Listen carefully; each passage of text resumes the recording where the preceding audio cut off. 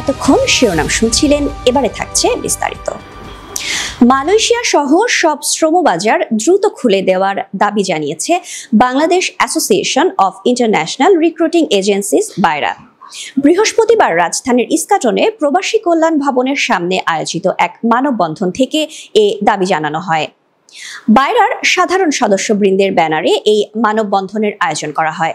বিস্তারিত থাকছে ডেস্ক রিপোর্টে। মানববন্ধনে বাইরার সদস্যরা বলেন, মালয়েশিয়ার শ্রমবাজার খোলার প্রক্রিয়ায় একটি সুবিধাভোগী গোষ্ঠী বাধা সৃষ্টি করেছে।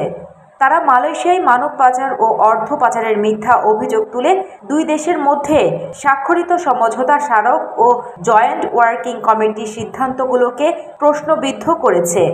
বৈধভাবে কর্মী পাঠানো হলেও এই গোষ্ঠীর ষড়যন্ত্রমূলক কর্মকাণ্ডের কারণে মালয়েশিয়া সরকার বাংলাদেশি কর্মীদের জন্য শ্রমবাজার এখনও উন্মুক্ত করেনি, যা দেশের কর্মসংস্থান ও রেমিটেন্স প্রবাহের জন্য হুমকি। মালয়েশিয়ায় শ্রমবাজার আবার চালু হলে আগামী 5 বছরের প্রতি বছর অন্তত 2 লাখ করে 10 লাখ কর্মী পাঠানো সম্ভব বলে মনে করছেন বাইরার সদস্যরা।